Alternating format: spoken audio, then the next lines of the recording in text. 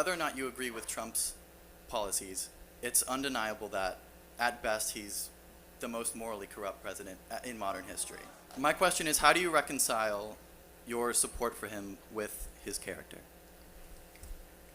Easily. Let's start with one core way to judge a politician on morals. Doing what you said you're going to do.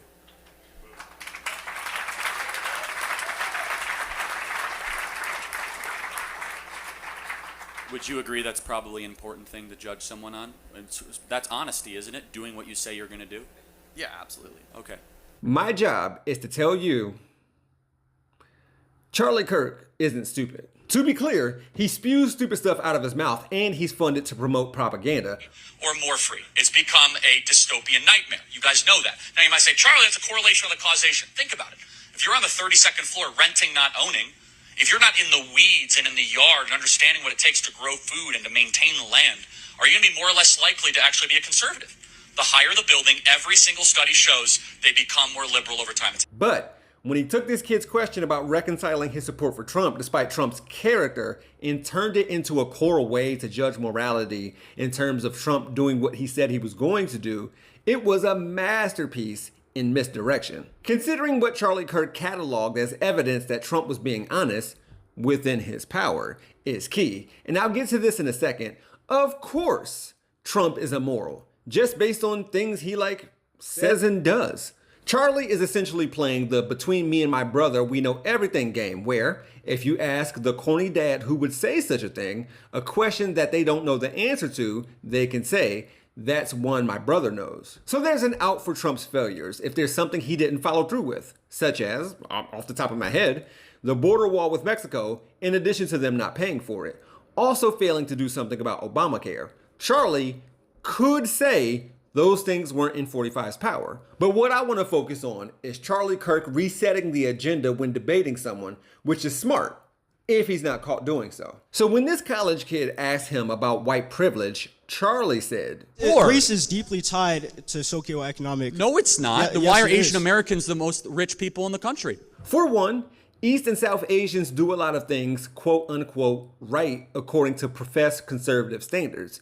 Maintaining a nuclear family, two-parent household, adherence to education, low criminality. Yes, they're not the problem. The problem is the model minority myth and pretending like the Immigration Act of 1965 didn't use quotas to permit only Asians with special skills and their families to suit the needs of the US, and pretending like Japanese internment is the same or an equivalent to anything and everything this country has done to black people and native people for that matter, because this country didn't subject those two groups to internment specifically, which is disingenuous. Merely bringing this up as if this country has to have the same level of racism towards all minorities should be a non-starter. Look, Japanese internment was racist, awful, unnecessary, dangerous, and deadly. It affected the lives of 120,000 people. It displaced families and homes. Plus, Canada and Mexico initiated their own versions of the order. Internment lasted 4 years, and decades later, this country apologized to the Japanese and eventually provided them with reparations for this atrocity in the amount of $20,000 per person. Should have been more. Also, Charlie is telling on himself. Shouldn't what I just described be proof of white people not doing the right things, as Charlie Kirk put it, to earn their socioeconomic status, along with eliminating the competition from other races and getting away with it, e.g. they committed genocide against the natives, putting them on reservations, and stealing their land, and enslaved black people, segregated from us, and wholesale placed us in prison.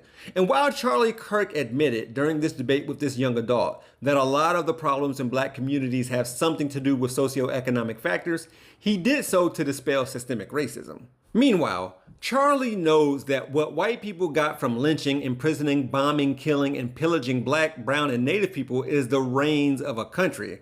There's no debate about that, and there's not much of a reason to debate him.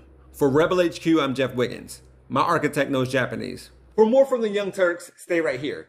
If you want to see content from yours truly, click on the hashtag below. I can also be found on all socials at He Gon' Be Alright. Thanks for watching.